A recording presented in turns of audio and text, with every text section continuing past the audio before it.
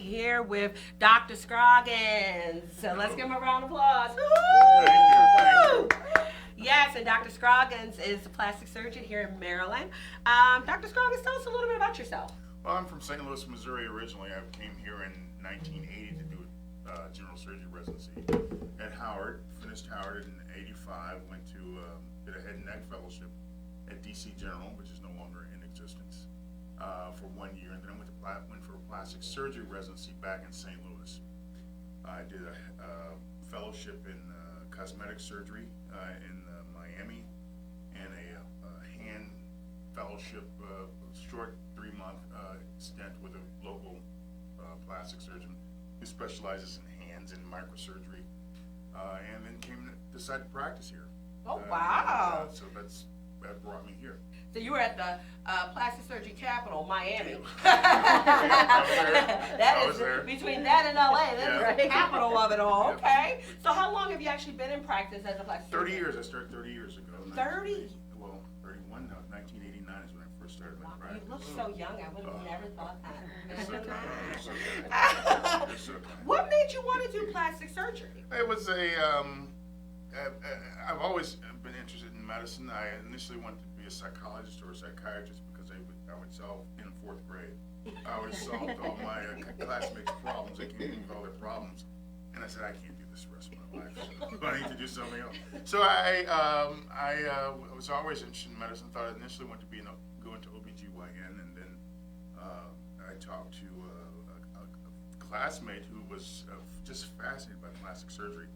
He had done a rotation. He was 2 years ahead of me, and he said, Carl, this is the greatest thing.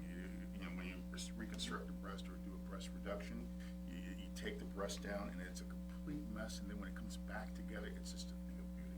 Wow. You reduce the breast, the nipple comes back into place, and I said, well, that sounds interesting. That sounds interesting. So he's practicing. I haven't seen him since. He's practicing in Joplin, Missouri. Oh, wow. And he was the one that kind of talked me into plastic surgery. And since I've done plastic surgery, it's been good. It's been good. It's very varied field, Right. and it takes advantage of my artistic abilities, if you will, and the need to work with my hands. Absolutely, because you're gonna have different types of patients that Right. come in. They're gonna be built very differently, and then I'm pretty sure, just like me, I'm the patient that's so demanding. I want what I want, and the doctor may say, okay, you might want that, but we're not gonna get that right now. Right. And so, yeah, I'm pretty sure you deal with that a lot as Absolutely. well. So having to be an artist Right. and look at the picture and start the painting and have it all come together. What actual surgeries do you do? Well, it's developed over the years. I initially started off in the old days, back in 1989, as a plastic surgeon. I covered the emergency room. Wow. So I take a lot of trauma. I take trauma cases. I do, people come into the emergency room with a finger in a shoebox, and you have to sew it back on, and motor vehicle accidents, and facial fractures, and facial lacerations, complicated cases. But that's how you built your practice back in the day. But now with the social media, you can advertise, and the attitude toward advertising now is significantly different than it used to be. So you can advertise, and I've been advertising. You can actually generate cosmetic patients that way. So my practice has gone through kind of an evolution. I still do the reconstructive cases because I enjoy them, and I do the cosmetic cases, which is primarily body contour. Right. I do a lot of body contouring with tummy tucks and liposuction and breast reductions, breast augmentation, those kinds of arm reductions and things like that, and some facelift surgery. Facelifts are not as maybe in some practices, maybe in some locations, but facelift surgery is not as popular as it has been in the past. We're trying to do more local things to the face where you don't have the bigger incision and you're Right. not pulling the face back. So we're using fat to the face and eyelids and smaller procedures to kind of keep it more natural. Well, yeah, because now with fillers and Botox and Absolutely. all of these things, you can get the same look and not have to actually go through the cutting of the Yeah, face. well, if you've got droopy skin, you have loose skin, you have jowls, which are these things that Jowls, wow, you'll okay. see them when you turn 60. Jowls. When you develop hanging skin or loose I skin, know. when you develop loose skin, you can sometimes see jowls, and that's basically when the face begins to sag. Is that the muscles that, what It's, is that? it's loose skin, the collagen's not as tight, and Okay, you the have loose collagen. skin. And the best way to tighten that is, one, you can fill it, put something in it to bring it back up, and you can pull. But because of gravity, which is our worst enemy as plastic surgeons, things can, you're always fighting against gravity, whether it's droopy skin and droopy breasts, you're always fighting gravity. Okay, so normally, how many procedures do you do in a month? Like, how many do you normally do? 10.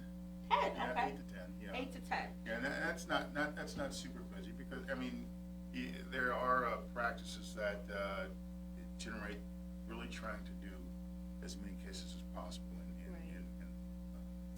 but that's not the way I like to practice, because you need to inform patients, you need to, and that, you don't necessarily operate on every patient that comes in. I don't. That's what I was gonna ask, so are there any patients that you turn away? Yeah, You say, about I'm sorry, I just don't wanna jump out there like that. About 60-70% we turn away. Really? Yeah, absolutely, because if they're not a candidate, or else I'm gonna go back and lose a little weight, and we can come back and talk about this, help them with a small diet or something like that. Or if they just want something that, even when you watch the television show Botched. Yes, and I do watch that. They turn people away. Yeah, I thought it was just for TV though. You know, because for TV they gotta make it good. So I thought they were just turning people away for TV. Well, you see, some obviously with some of the people on the Botched, someone didn't turn them away. Right. Didn't look at them. Yeah, no, you're It's a right. cartoon. So you basically, when you look at plastic surgery, it's about, or cosmetic surgery specifically, it's about the only field in medicine where someone comes in asking to have surgery. Right, I that's true. want to have surgery. Yeah. Whereas, you have a gallbladder. Do I really have to have this taken out? Can I keep my gallbladder? Just because of pain, Yeah. that's the only reason. But this is, you're perfectly walking human being walking around, and you're asking to have surgery. So we have to be very cautious from our standpoint in terms of, we have to be the filter. Absolutely. And it's not, and we emphasize that it's not a hair appointment. It's not nails. Right. It's surgery. It's surgery. And so you brought up a good point when you talked about advertising through social media. And now, you know, like you said, back in the day, people were very secretive about anything they had done, like whether it was a facelift, if they had, you know, breast reduction or bigger breasts, you know, they were very secretive about that. But to your point now, it's very common. People will have this work done. They'll definitely allow the doctors to post the befores and the afters. And so to your point, yeah, that can generate a lot of people coming in and out. So when you're having those conversations with people that aren't candidates today, but could work on themselves and be a candidate 6 months from now, how does that generally go? Do they want to fight? I mean, what do they do? I mean, well, you know, what happens? Well, I never totally dismiss a patient. I think that's the wrong thing to do. The wrong thing to do. I mean, some of my colleagues will say, well, I'm sorry, we just can't help you. But I like to keep patients in the loop, so I'll try some kind of diet program up with it, or say, do what you can, stick to proteins and minimize the fat intake, minimize the carbs, and I'll see you in 3 months. Okay. I'll see you in 2 months. But you don't want to completely dismiss them, because then they're depressed, and they get angry, or they say, well, to hell with him.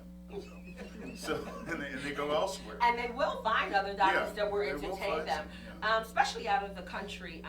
You know, we've all seen it, right? A lot of out of the country, and we won't say the country, but they've been having a lot of deaths here lately, and a lot of violent acts happening, and a lot of those doctors, when it comes to ethical behavior, won't turn anybody away. And naturally, because of social media, we know about all of this, right? Because somebody posts, my sister, my brother went over there, they had a son and they died. I'm like, what are you, I mean, it goes back to what you say. You will do the ethical thing and turn somebody away today and say, see me in 6 months. But just in your line of work, is that common that, doctors wouldn't just do the right thing and just turn them away? Well, it's, we're surgeons, we're trained to operate, and that's what we want to do.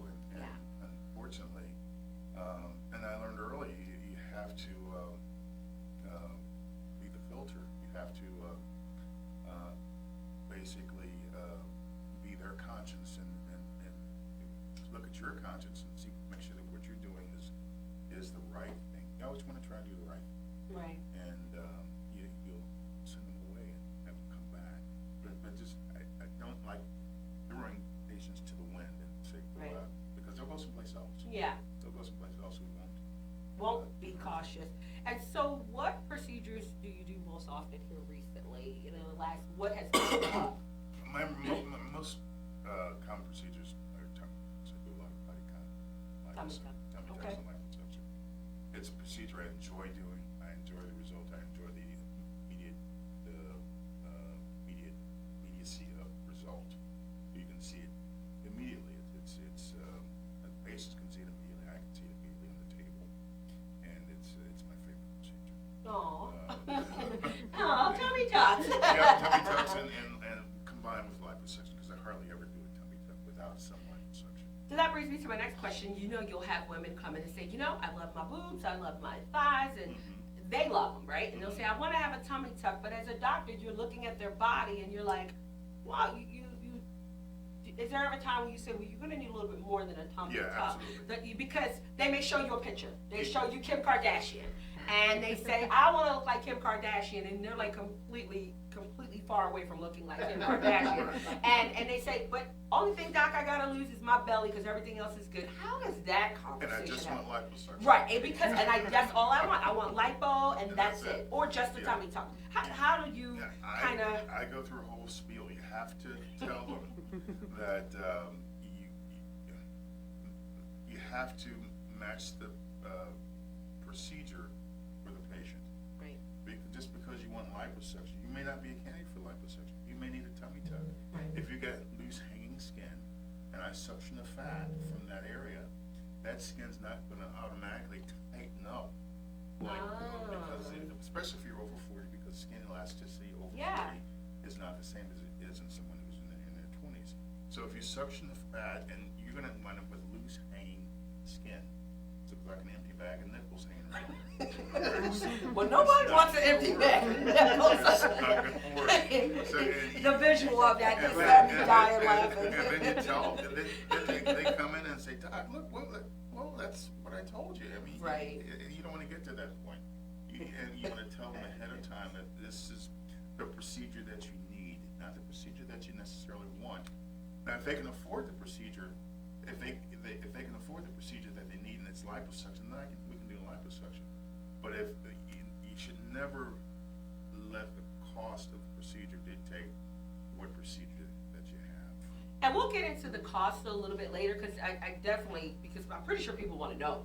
I know just from how it was back in the day, even with, Dr. Ford, what she does cosmetically, it's definitely changed, because it's more fluid now, right? And so many people are doing it. But let me ask you this, when you're talking to these candidates and we're talking about, who's not a candidate and they may not line up exactly, what are we looking at? What is the longest time that you've had a patient say, okay, today, and then what's the longest time that you've made them wait before they actually came to see you and got the procedure done? A year. A year? A year. Okay. And in that year, are they seeing dietitians? Like, what are if they decide they want to, if they need to, I'll prescribe a dietitian. So you do prescribe dietitians and people that can help with that. Okay. And then so let me ask you this, because you said earlier talking about when you're coming in and getting your body, the best that it can be before you have the surgery. Do you recommend like people doing like the B12 shots working out and all of this stuff before they would have. You want to have the healthiest patient you can going to have surgery. Because like I said, it's surgery, not a hair appointment. Right. If you're being put to sleep, and if you're having surgery, patients that have less lung capacity, that take deep breaths, that have good blood flow to the skin, they do better. Okay. They have a less rocky recovery. Right. So I do recommend that they get in as good a shape as possible. So what can plastic surgery actually do for your body, for those that don't know? Like, what are the pluses to actually having plastic surgery? It can be totally transforming, but you have to realize that your expectations have to be reasonable. Okay. To what you are built like. Right. Like, I shouldn't be my size and say, I'm gonna come out looking like Kim K tomorrow. It's just not gonna happen. I don't think I've ever, probably 14 knows like me that size. I don't think I've ever been that size. So, yeah. The key thing are reasonable expectations and managing those expectations and under-promising rather than over-promising. Okay. You know, if you're a doctor who says, I can make you look the best, your breasts are gonna be popping and everything's gonna be fantastic, run. You said run? Run. Because he's probably not being truthful, Right, huh? right. But if you can, basically promise a reasonable result and say, I think we can make you look really good. I don't know what your 10 is, but if you're, especially if it's a difficult case or a difficult nose or something, and they've had some trauma, previous surgery to their nose, you don't over promise. Right. And if they're comfortable with that and comfortable with your limitations that the case may present, then you can get a good result and make them happy. It's one of my professors used to always say, well, I can make you look better, but I can't make you happy. You know. That's true. Yeah. Yeah. That comes within. Yeah. So, it's, people always say when they have plastic surgery, they lose weight. Is that true? Like, when you have plastic surgery, you'll lose weight? What do you mean if you have like a tummy tuck or Yeah, breast reduction yeah. or something like that? You'll lose inches more so than weight. Okay, so that's not fact. Correct. That's fiction. Right. you lose inches and fat. You know, the blood supply doesn't weigh very much. Right. It really doesn't. But you lose inches. Okay. And so, like, you know, what also is popular right now, and it's actually being covered on the insurance, gastro bypass. Gastric bypass, yes. All the sleeves and all of that type of stuff. Like, if somebody's, you know, really obese, what are your thoughts on that, having that done? Because then once you have that done, we talked about that loose skin. You're gonna have the loose skin if you've always. Absolutely. And so, what are your thoughts on just the gastro bypass or the sleeve or all those other things that they do? Well, I think they definitely have a place in the morbidly obese, in patients that have problems with intake, but that doesn't really involve a lot of plastic surgery. That involves a lot of bariatric surgery and psychology and psychological intervention and changing of habits and changing of lifestyle. So Okay. that's something that I think there is definitely a place for it, because plastic surgery is not the place to go to lose weight. Right. It's not a weight reduction. You should never have plastic surgery or body reduction surgery for the purpose of losing weight. It should be for the purpose of contouring and improving weight loss. And see, that's why I want to bring that up, because that's a huge misconception. A lot of people think, like, if you just read comments if you go to a plastic surgeon site, and people always talk about, oh, you can lose so much weight. And so that's why I wanted you to actually bring that up and talk about it. That is not for losing weight. No. It's other mechanisms that you would seek out to lose weight. This is for, you've lost weight, you want to tighten some stuff up, Exactly. or you just want to tighten some stuff up, but this Right. is not going to catapult you into losing a bunch of Correct. weight. You're not going to go from 200 pounds to 150 because you have plastic surgery. Correct. But for some odd reason, that's the world we live in, and that's exactly what people think. Just keeping along that lines, with a lot of women, that are generally really small. And then they have, you know, the enhancement to their breasts and enhancement to their butts. And then you have other people that don't, that are not small. And so you see that variation of, well, this person had that same thing, and this person had something very similar, but this person doesn't, she's lost more weight and she's really, really thin, and this person hasn't. And I always think about, well, was that person small before they ever even had any of this stuff done? Because if you're small, Right. regardless what, if you hook on, you know, some bigger boobs or, you know, transfer to the butt, you're still gonna stay that way because genetically you've always been that way. But if you struggle with weight up and down, again, this is not something you need to just do just to kind of think you're gonna lose weight. You gotta change the lifestyle. Absolutely. And do you have a lot of patients that come back repeatedly because they're struggling with weight? No, not, I discourage them from coming back to Okay, me. so you discourage that.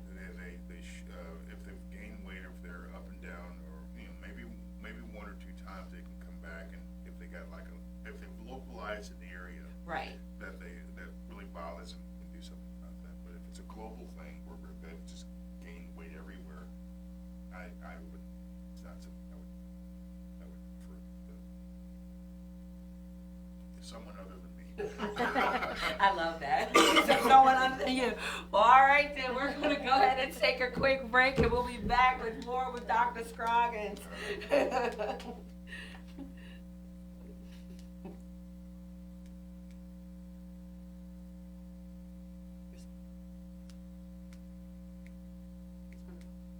No, I'm sure. Hold on.